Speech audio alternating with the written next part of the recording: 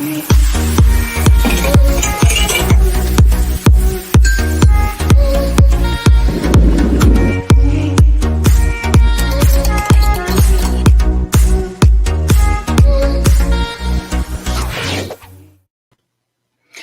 everyone, how are you doing? Welcome back to another live episode of McCall Media TV, whereby in today's episode, I'm actually going to be talking to you about 3 tools that I literally cannot live without when it's part of my planning process for my keyword strategy. And then after I've explained those 3 keywords, I'm going to show you a spreadsheet. Now, don't go running for the hills thinking, boring.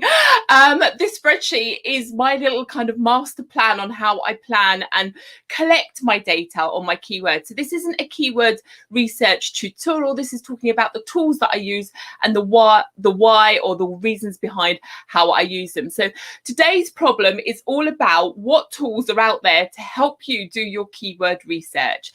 So don't forget, before we go running off into the actual content of this video today, I am live across all of my different social media platforms. You can find me on Periscope, which is obviously Twitter. Obviously, I'm live on YouTube, my Facebook groups, and my Facebook business page. And at some time, hopefully this century, LinkedIn might decide to actually let me go live on their platform, but you never know. I'm starting to not hold my breath on that at the moment. Right, so let's get started. There's my little intro. So here's my...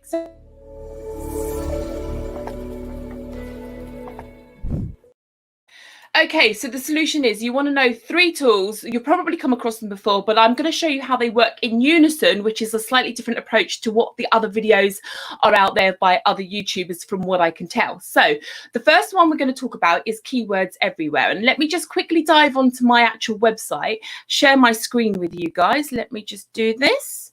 There we go. So I'm on my website. So if you want to basically know what I'm up to today, Keywords Everywhere is the one I'm going to show you first of all. But all my others, TubeBuddy, Answer the Public, VidIQ, all of the usuals. This is another new little find for me. All of these are available under my Tools of the Trade website page there for you. So Keywords Everywhere, as you can see, let me just switch the screen around a little bit.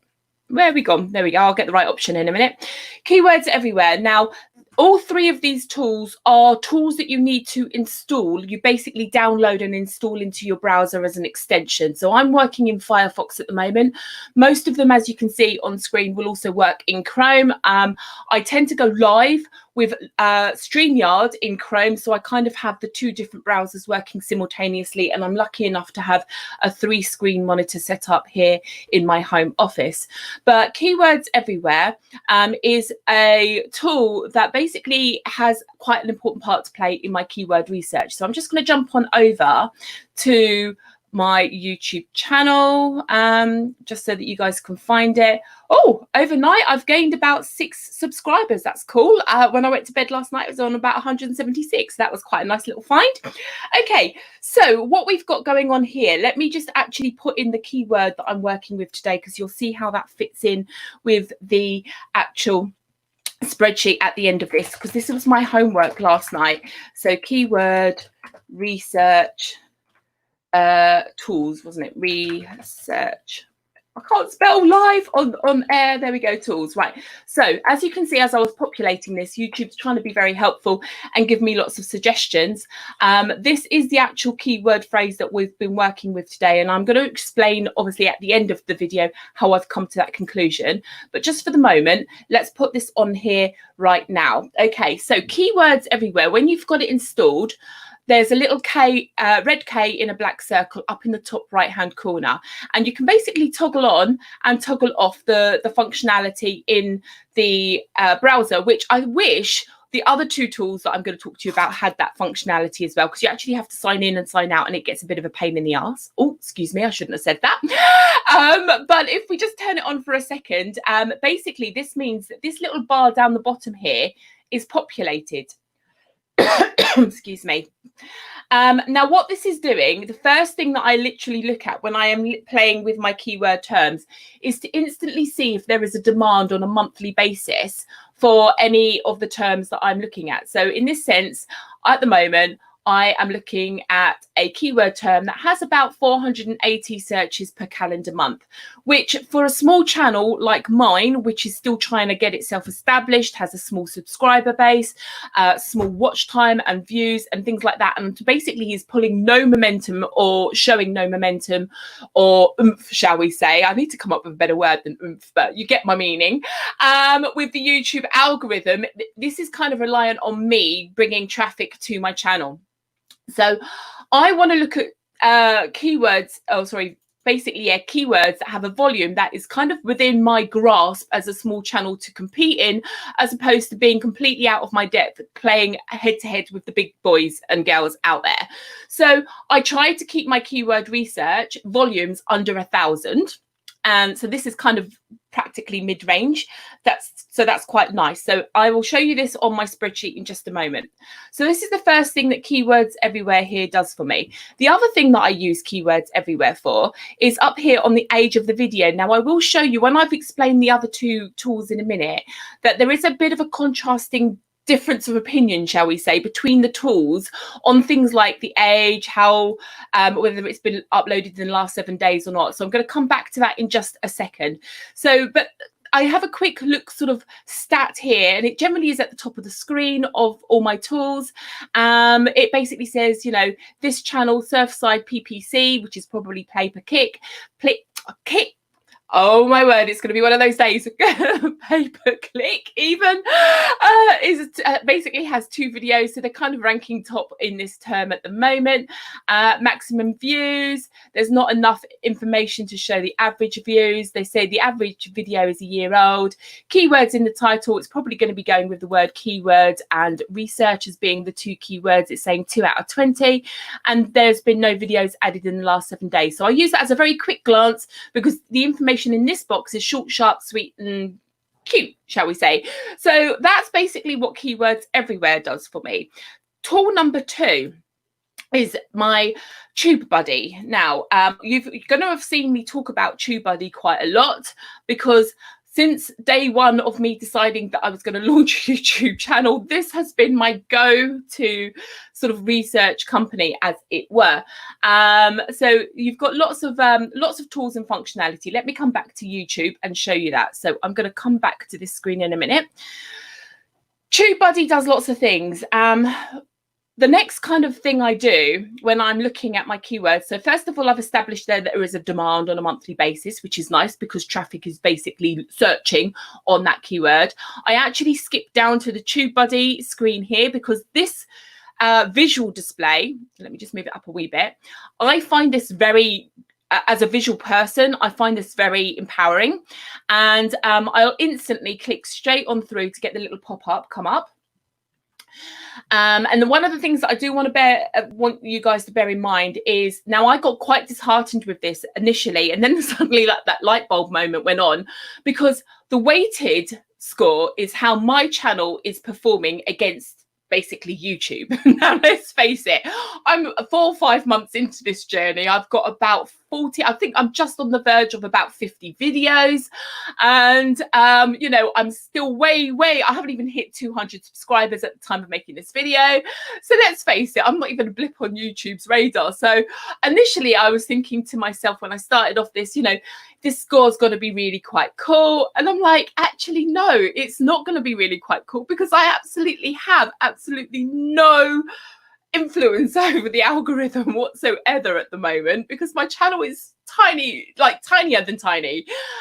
So completely and utterly at the moment I've learned to disregard this box. But one thing I will tell you now, not on this particular keyword, because you can see I'm scoring 5 out of 100, but whereby 4 months ago I was literally scoring always 5 out of 100. Now and again, I get a nice little gem come up, depending on the topic, and suddenly I'm up in the yellow and the green zone, and I'm like, whoa. So it does depend on what content you've already published on your channel is heavily influencing this. So I would just say to you right now, if you're on the start of your journey, a bit like me, you know, give yourself a little bit of slack. It is a really hard mission, like Mount Everest on top of Mount Everest, that we have to climb as a new YouTuber.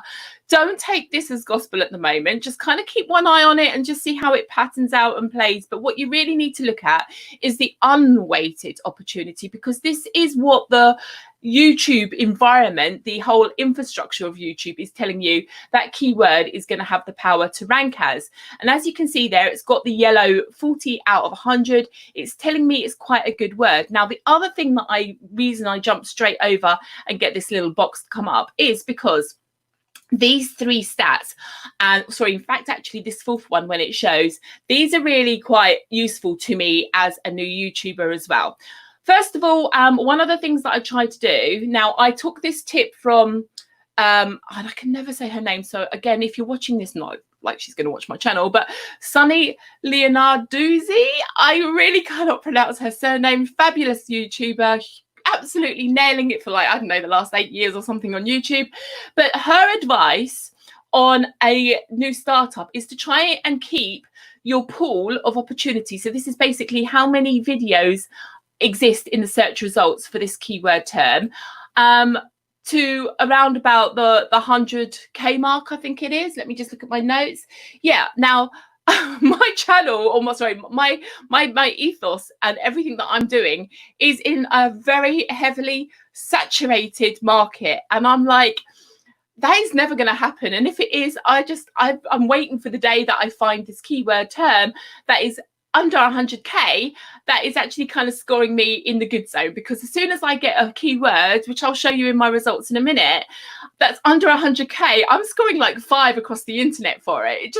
I just literally haven't found that kind of little win-win. And for me to be able to do that on every single video, at first it was kind of disheartening. And again, I want to say to you guys, don't let that put you off, because I think I've worked out a strategy as a small channel that's kind of doing its thing for me. So I am coming to it. I'm building up to it. So just stick with me. So anyway, this is the pool of opportunity. So let's just say, as a rule of thumb right now, if it's showing me any number that's in the millions, I don't touch it. Okay. So as long as it's got that K, obviously K representing thousands, I'm good to go as far as I'm concerned with my channel and the topic and industry. And if you want to sort of test this theory, literally randomly pick topics that are completely unrelated. Like, for example, last night I was talking to a good friend. She has a canal boat in Milton Keynes, where we live, and where I live there is a canal that goes all the way from like north to London, like Birmingham, connecting Birmingham and all that kind of thing. So it's been around for like sort of, I don't know, 80 years or something, and lots of people have canal boats. So I kind of started looking at narrow boat, canal boat. Not that I'm going to ever do a YouTube video, but I just wanted to see last night when I was researching this how these other terms would affect. And there are so many other opportunities in so many other niche topic genres out there. So don't let my video dishearten you if my video stats are showing you, you know, that the competition is fierce. Just let that be a challenge for you to up your game a little bit more, and just sort of take it in your stride, as I am trying to do myself. But essentially what I'm trying to say here is search volume, it's showing good, which is kind of representing up the top here what this first bar is saying. Competition is unweighted. It's saying it's fair, which means there's a fair amount of competition out there, which we can say, 805,000 videos isn't a small number. But the optimization strength, the chance of this word itself playing out, working for me, is all in my favor. And they've got these little question marks that kind of give you a bit of an explain of what these things are. So that's just a little tip that I wanted to explain to you there. The only other thing which isn't relevant to keyword research, but when you are optimizing your videos, TubeBuddy has another couple of really cool little tools and functionalities as well. So just bear that one in mind, because at the moment we're focusing on the whole keyword research journey and what I use. That brings me on to tool number 3, which is VidIQ. Now, I have absolutely no idea why I haven't done this beforehand. I'm going to do a little confession here. I signed up and got my account set up with VidIQ right back on the start line. And up until maybe about a week ago, I have not installed their software in my browser. And I'm thinking to myself, why? But I'm going to tell you what it does for me now that I have done so. First of all, again, you need to kind of sign into it. Let me just go to their VidIQ. So you kind of, you need to set yourself up and all the other jazz, and then you'll have this little blue IQ up in the corner, and you will need to actually sign in. Okay, let me just go back because I've just screwed up my pages for you. Right, okay, so we're back onto my keyword research. So again, using this term that is for this particular video, and I'm going to show you my kind of thought analysis on this in a minute.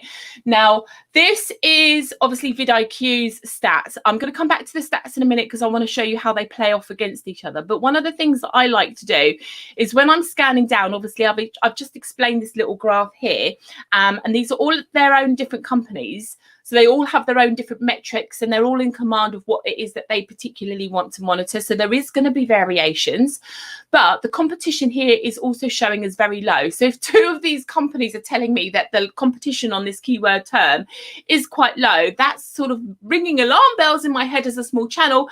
Actually, this is something I kind of need to think about. Okay, and then I kind of have a quick squeeze down and see what's going on. Now, instantly, the top 3 channels are in the hundreds. They're really sort of nailing it. They've got hundreds of thousands of subscribers. So kind of that's always going to be pretty much the case in my channel or in my industry and the topics that I focus on. So I've kind of learned to live with that a little bit.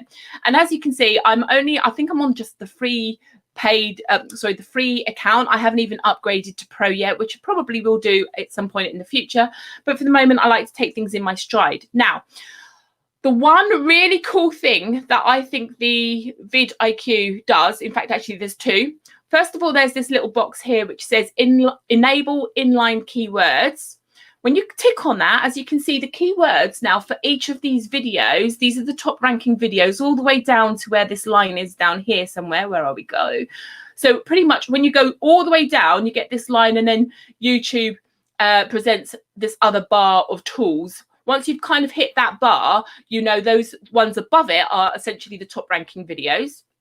Okay, so have a look at the keywords, because obviously if these big players are hitting the nail on the head and getting ranked with these keywords, there's something there that you should be thinking about. Obviously, I wouldn't necessarily say copy the exact ones, because that would put you in straight competition with somebody that's got 1.24 million subscribers.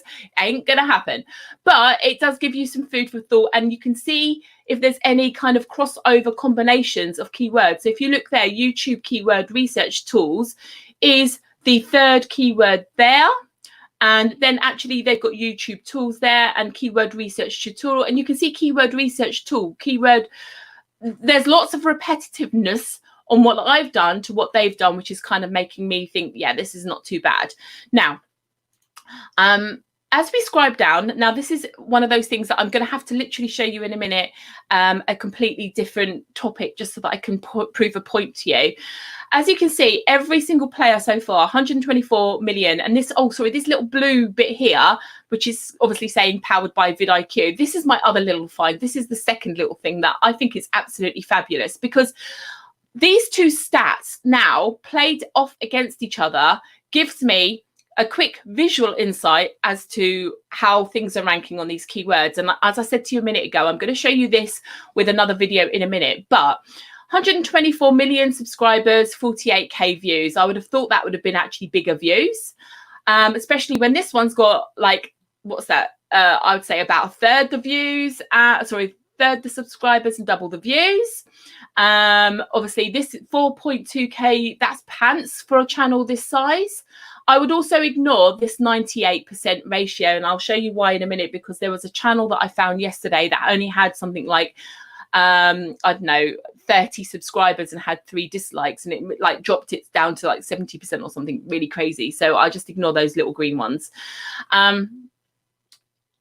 Working my way down, and I'm going to keep on going down because these guys are all big players all the way down. Oh, that's me now live. How cool is that?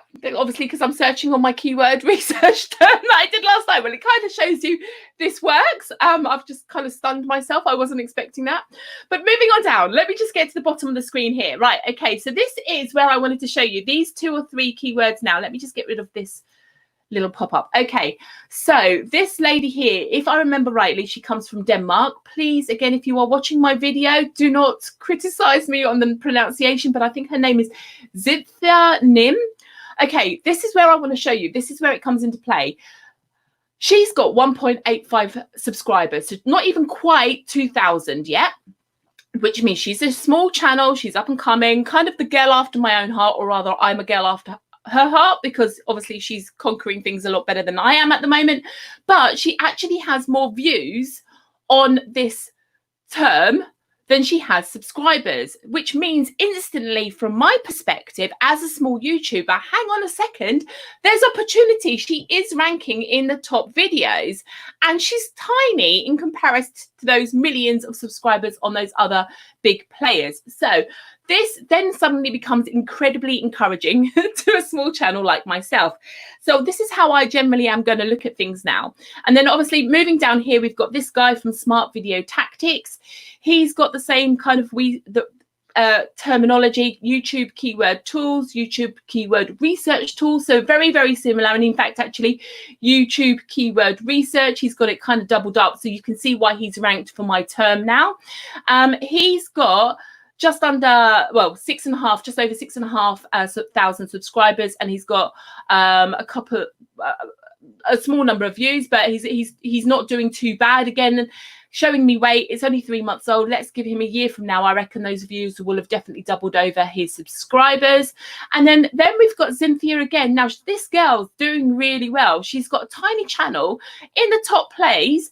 She's got 2 videos, which they might be at the bottom of this list, but the fact that she is there is like, I'm in awe, complete and utter awe about what she's managed to achieve. So if you look at the difference, this one is 2.16 months old. This one's only 3 months old. So obviously not doing quite so well. So that might be something to look into, the keywords there, because she's only got 368 views. So that is something that I wanted to show you, how the VidIQ's little data here works with the views and how I look for opportunities. Now, I want to explain something else to you, and I've not got my little pop-up sorted for my screen, but essentially this is point number 4, how you play off the stats between these channels. Now, first of all, let's look at something like the age. Average age there of these videos is 1 year old. Okay, when you come down here, it says average age of these videos is 2 years old. Now, don't forget, these companies are different companies. They will sit around their boardroom meeting table at some point, have a discussion on the metrics that they are searching on, and people in that room will go, oh, we could look at this, we could look at that, and then somebody goes away and codes the algorithm to monitor that statistic or metric. So these companies are going to be looking at slightly different things. I mean, I should imagine there's a real humongous amount of overlap because they're both kind of doing the same job, but they will obviously be looking at what it is that they have chosen as a business that's probably important to them, and obviously rolled it out as part of the tool because then they're using their own tool. This is just me putting my old sort of programming developer hat on of days gone past, because obviously if you've ever watched any or read any of my website pages, you'll know that I actually started out 25 years ago as a software developer, or training to be a software developer, and this is how kind of I see things going. So I'm just kind of throwing in some other sort of angles here for you, but let's go back up. Okay, the other one that I've noticed quite regularly that changes quite different is added in the last 7 days. So this is basically telling me from Keywords Everywhere that there are 0 videos on this topic, or keyword term, I should say, added in the last 7 days. Now, I don't know if this one is actually going to sort of contradict that, but sometimes when you go into some of the stats and you look at these things, it will say actually there's been 3 videos added in the last 7 days, again because they're looking at different metrics. There you go, added in the last 7 days, 0 out of 36. So this particular statistic is kind of ringing true on both platforms, which again is quite encouraging because there's no instant competition. Okay, so kind of you have to learn to kind of read between the lines a little bit, I would say, because obviously, as I said, these companies are all doing their own thing. Let me just go to keyword stats, because this is another one that you can bring up, and you can look and sort of challenge what's going on. So this one here is saying keywords in keyword tags in the description, in the titles, etc. There's 2 in the title, 4 in the description, 2 in the tags, whereby keywords up here in the title. So that one's saying there's only 2. This one is telling me that there is 4, but then they are looking at 37 keywords and this one's looking at 20. So you kind of have to kind of read between the lines and cross off and play off the information against one to the other. This one looks at 37 and it says there is 3 times and 4 times in the description. This is telling me that the top creator is Brian G. Johnson, and this one's telling me Cynthia, and this one's Brian as well. So again, you've got to have a look and sort of make a judgment. What I would say is you're looking for opportunities. If, for example, this one was saying that the average age is 3 years old, this one is over a year, and this one's in a couple of years old as well.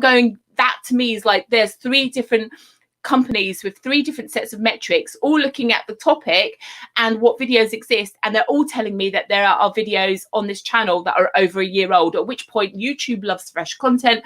So little strategies like that are things that I'm looking for as well. Now that was just something extra I just thought of and I wanted to show you. Finally, jumping in here now, I want to show you my spreadsheet. Obviously, this is actually point number 5 now because I forgot to add in number 4.